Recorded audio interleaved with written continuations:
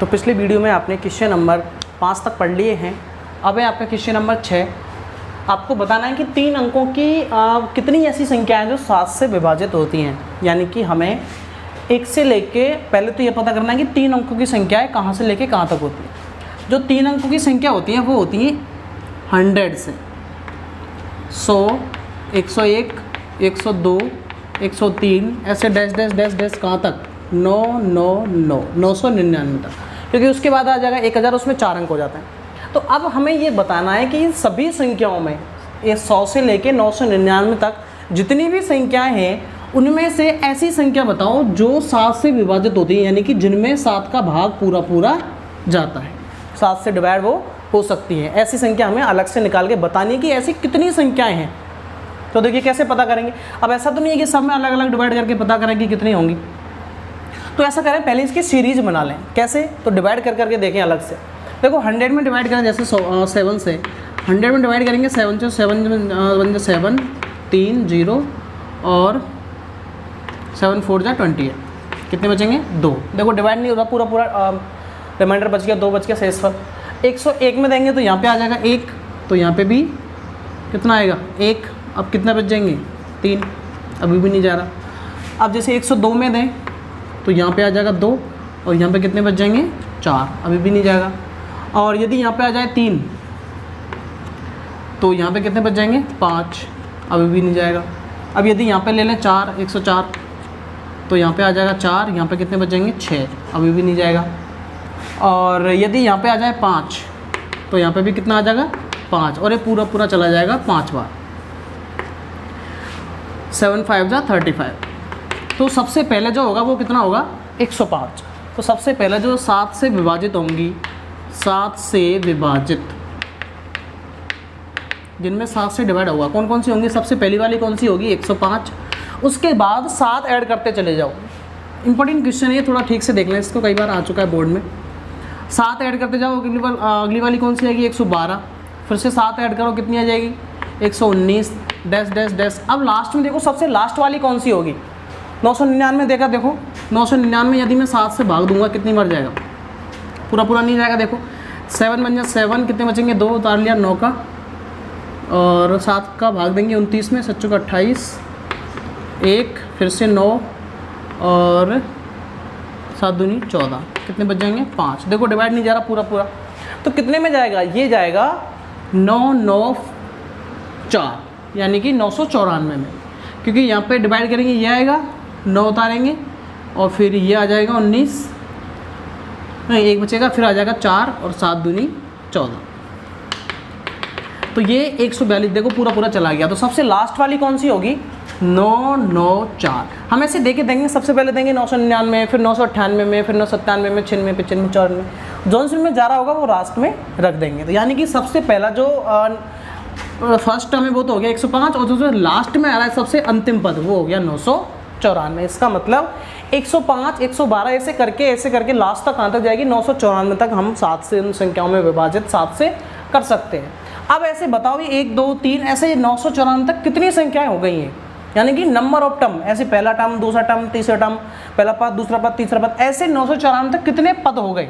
यानी कि number of term, यानी कि पदों की संख्या पूछ रहा है हमसे, पूछ रहा है पदों की संख्या, यानी कि n हमें फाइंड करना है। अच्छा फर्स्ट टर्म यानी प्रथम पद a कितना है? प्रथम पद फर्स्ट टर्म a कितना है 105, और सबसे अंतिम पद लास्ट टर्म an से प्रेजेंट करते हैं, वो कितना है 994। अच्छा कॉमन डिफरेंस निकालें, सार्व अंतर कॉमन डिफरेंस d कितना निकलेगा? सेकंड टर्म में से घटाएंगे फर्स्ट टर्म, 112 में से घटाएंगे 105, कितना बचेगा 7। तो ये हमारे पास d आ गया, an आ गया, a आ गया। हमारे पास n नहीं है, और n हमें क्या करना है फाइंड करना है। कैसे निकालेंगे? जब हमें an दे रखा है तो an का ही फॉर्मूला लगा देंगे। an का फॉर्मूला क्या होता है a + n - 1 × d। अब इसमें जो दिया हुआ है उसकी वैल्यू पुट कर देंगे, जो नहीं दिया हुआ n उसका हम मान निकाल लेंगे। तो देखिए an कितना दिया हुआ है, an दिया है 994, 994 a फर्स्ट टर्म कितना है 105 प्लस n का पता नहीं इंटू d कितना है 7। इसको सॉल्व करेंगे, 105 इधर आ जाएगा, माइनस का हो जाएगा तो ये हो जाएगा 9 9 4 माइनस का हो जाएगा 105, और इधर बच गया n माइनस 1 इंटू 7। 994 में से 105 माइनस कर देंगे, कितने बचेंगे? 994 में से 105 माइनस करो, 14 में से 5 गए तो कितने बच गए? 9, और यहाँ कितना बच गया? 8 आ जाएगा, और यहाँ 9 में से 1 गया तो कितना बचेगा? 8। कितने बच गए? 889, और इक्वल में इधर क्या चल रहा है? n minus 1 into 7। अब यहाँ से n माइनस 1 की वैल्यू फाइंड करेंगे, 7 कहाँ जाएगा? अपॉन में, तो 8 8 9 अपॉन में क्या आ जाएगा? 7, इक्वल में इधर क्या चल रहा है? n minus 1।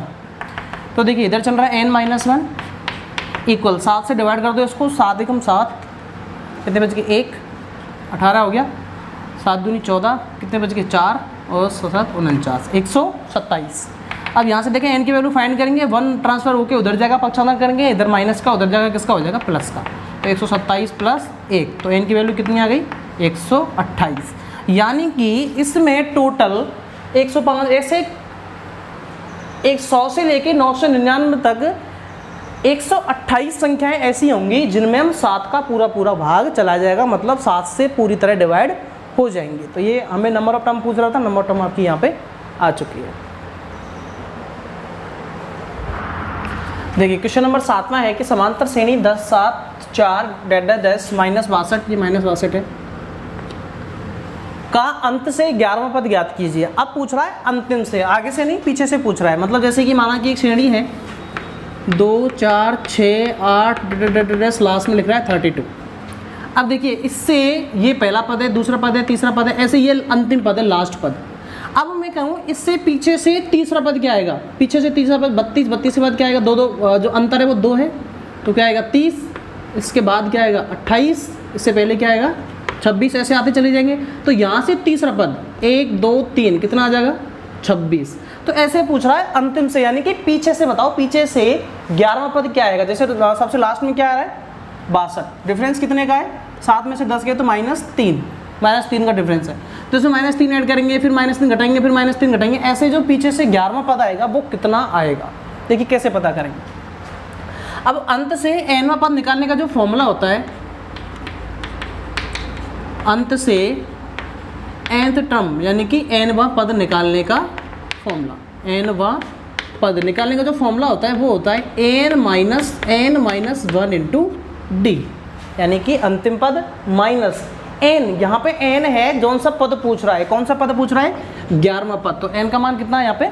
11 minus 1 into D, D क्या है? कॉमन डिफरेंस जो भी आएगा। तो देखिए यहाँ पे जो फर्स्ट टर्म है a, वो कितना है? 10, प्रथम पद 10 है, और डिफरेंस कॉमन डिफरेंस निकालें, सार अंतर कितना आएगा? a2 में से माइनस करेंगे a1 को, कितना बचेगा? माइनस का 3। अच्छा, और n कितना है? कौन सा पद पूछ रहा है अंत से? 11वां। तो n का मान कितना है? 11 निकालिए। अच्छा, और सबसे लास्ट में पद यानी कि an कितना दे रखा है? an दे रखा है माइनस का 62, निकालो। तो अंत से कौन सा पद पूछ रहा है? 11वां पद कितना हो जाएगा? देखना फॉर्मूला है n minus 1 into D, n minus 1 into D लगाइए। an अंतिम पद कितना है? माइनस का 62 माइनस n जौन सा पद पूछ रहा है, कौन सा पद है? 11वां पद। तो n का मान कितना दे रखा है? 11 माइनस 1 इंटू डी, डिफरेंस कितना है? डिफरेंस आया -3 का, जो अंतर आया। इसको सॉल्व कर ले, आंसर आ जाएगा। तो -62 माइनस 11 में से 1 गया तो कितना बच गया? 10 इंटू में कितना चल रहा है? -3। तो ये हो जाएगा माइनस का 62 माइनस, अब -3 और प्लस का 10 मल्टीप्लाई होगा, कितना बचेगा? माइनस के बचेंगे कितने? 30, क्योंकि ये प्लस का ये माइनस का मल्टीप्लाई होंगे तो किसका आएगा? माइनस का। अब माइनस इंटू माइनस ये क्या हो जाएगा? प्लस। तो माइनस का 62 प्लस 30, तो कितने बचेंगे? माइनस का 32। तो अंत से जो 11वां पद आएगा वो कितना आएगा? माइनस का 32। यह आपका आंसर है। देखिए इसका 8वां क्वेश्चन है 1 4 7 10 88, और इसमें अंत से 12वां पद पूछ रहा है। जैसे ये वाला क्वेश्चन था कि इसमें अंत से 11वां पद पूछ रहा था, सेम टू सेम ये भी डिटो ऐसा ही है। अब की बार क्या पूछ रहा है? अंत से 12वां पद। तो देखिए अंतिम पद an कितना है? 88, सबसे लास्ट जो पद है। डिफरेंस कितना है? d, सेकंड टर्म में से घटाएंगे, फर्स्ट टर्म 4 में से घटाएंगे 1, कितना बचेगा? 3 प्लस का, और n यानी कि जो जौन सा पद पूछ रहा है अंत से, कौन सा पद पूछ रहा है 12वां, तो n का मान कितना है 12। लगाओ फॉर्मूला, तो अंत से 12वां पद क्या होगा formula, n minus 1 into D. an कितना है अंतिम पद 88 और माइनस n का मान कितना है 12 माइनस 1 इंटू डी, डिफरेंस कितना है 3। इसको सॉल्व कर लेंगे तो ये हो जाएगा 88 माइनस 12 में से गया तो कितना बचेगा 11। तो ये बच गया 11 इंटू में कितना है 3, गुणा करेंगे कितना आ जाएगा 88 माइनस 33, कितना बचेगा 55। तो ये आ गया अंत से 12वां पद। दोनों क्वेश्चन एक जैसे ही हैं, कोई सा एक कर लें, दूसरे की खुद से प्रैक्टिस करें। देखिए क्वेश्चन नंबर 9 है और ये वेरी इंपॉर्टेंट क्वेश्चन है राजस्थान बोर्ड के लिए कि एक समांतर श्रेणी में टोटल 60 पद हैं, 60 टर्म है टोटल, और उसका फर्स्ट टर्म यानी प्रथम पद और लास्ट टर्म अंतिम पद वो दे रखे हैं। प्रथम पद तो है 7 और अंतिम पद है 125। तो उसका 32वां यानी 32 टर्म आपको बतानी है कि 32वां जो पद होगा वो क्या होगा। देखिए कैसे बताएंगे। सबसे पहले जो दे रखा है वो लिखें क्या क्या दिया हुआ है। टोटल इतने पद हैं यानी कि जो n की टर्म है, नंबर ऑफ टर्म, पदों की संख्या नंबर ऑफ टर्म कितनी है 60, ठीक है। और उसका फर्स्ट टर्म प्रथम पद यानी कि फर्स्ट टर्म जो है a वो कितना दे रखा है 7, और अंतिम पद यानी लास्ट टर्म,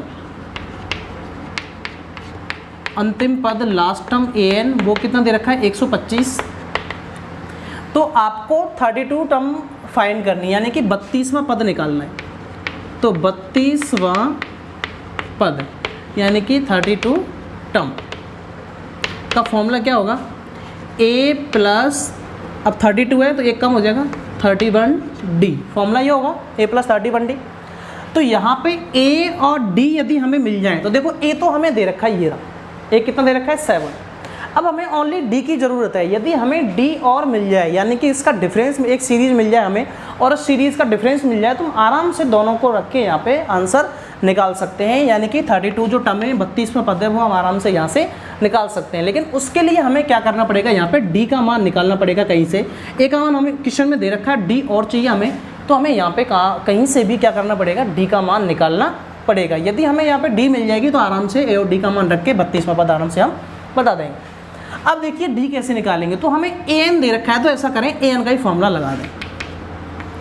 an का फॉर्मूला क्या होता है, a plus n minus 1 into D. तो देखो इसमें जो दे रखा है वो पुट करें। an कितना दे रखा है 125 125 इक्वल a फर्स्ट टर्म कितना है 7 प्लस n का पता नहीं, n दे रखा है, n कितना है 60 और माइनस 1 इंटू डी हमें फाइंड करना है। तो देखिए 7 इधर जाएगा, इधर प्लस का, इधर अगर ट्रांसफर होगी किसका हो जाएगा माइनस का। तो 125 माइनस 7 इक्वल 60 माइनस 1 कितना बचेगा 59 इंटू में क्या चल रहा है d। 125 में 7 माइनस हुआ कितना बचेगा, ये बचेगा 118 118 और इक्वल 59d। d की वैल्यू फाइंड करेंगे 59 का आ जाएगा 118 के अपॉन में, तो d फाइंड करेंगे कितना आ जाएगा 118 अपॉन में आ जाएगा 59, और 59 से 118 को डिवाइड करेंगे कितना आ जाएगा 2। तो जो d का मान आएगा यहाँ पे कितना आ जाएगा 2, यानी कि जो डिफरेंस आया है कॉमन डिफरेंस सार अंतर वो कितना आ गया 2 आ गया, क्योंकि 59 से डिवाइड करेंगे तो 2 बढ़ जाएगा। 59 बन जाए 59, 59 टू जा 118। तो डिफरेंस आ गया 2। हमें ओनली डिफरेंस की ही ज़रूरत थी, हम आराम से 32 टर्म बता सकते हैं, यानी कि 32वां पद हम आराम से अब निकाल सकते हैं। फॉर्मूला क्या होगा a प्लस 31d।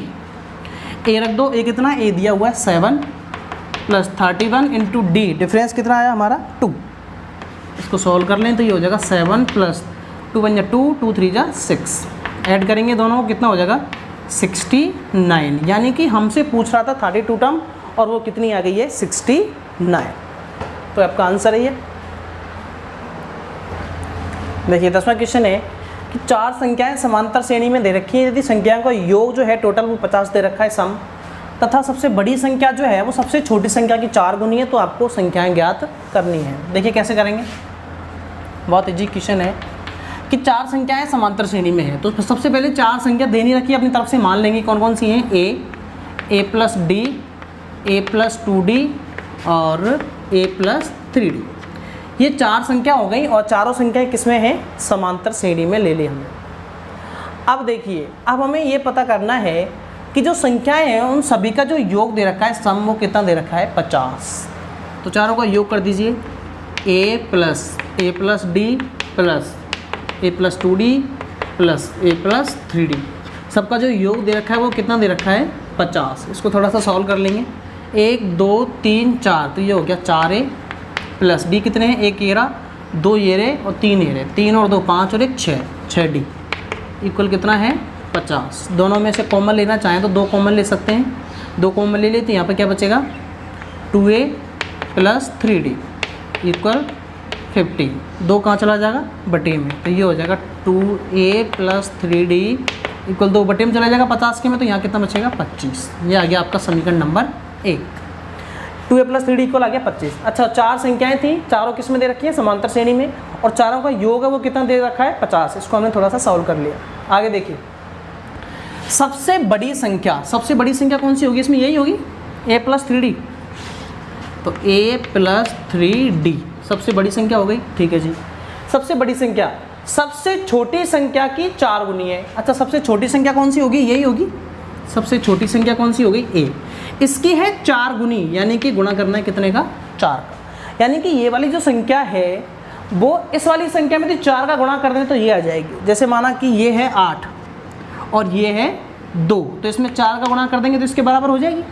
जैसे माना कि ये वाली संख्या वो तो 2 है और ये वाली संख्या वो कितनी है, 8। यदि हम दोनों को बराबर करना है तो इसमें कितने गुणा करना पड़ेगा, 4 का, यानी कि ये सबसे बड़ी संख्या जो है वो सबसे छोटी संख्या की 4 गुनी है, तब इसके बराबर होगी। अच्छा, तो आगे क्या करना है देखना, 4 गुनी है तो वो संख्याएं ज्ञात कीजिए, यानी बतानी है कि एक ये चारों संख्याएं कौन कौन सी हैं। कैसे पता करेंगे, देखिए, तो ये हो जाएगा a प्लस 3d इक्वल ये हो जाएगा 4a। अच्छा, a इधर भी है और a इधर भी है, तो ऐसा करो, इस a को इधर लेके जाएंगे तो माइनस का हो जाएगा, तो ये हो जाएगा 3d इक्वल 4a इधर है, a इधर जाएगा, माइनस का हो जाएगा a, तो ये हो जाएगा 3d और 4 में से a के माइनस होगा, कितना बचेगा, 3 है, 3 से 3 दोनों तरफ क्या हो जाएगा, कैंसिल, तो d इक्वल क्या आ गया, a, यानी कि a और d दोनों कैसी आ गई, बराबर, यानी कि जितना a का मान होगा उतना ही किसका मान होगा, d का मान होगा।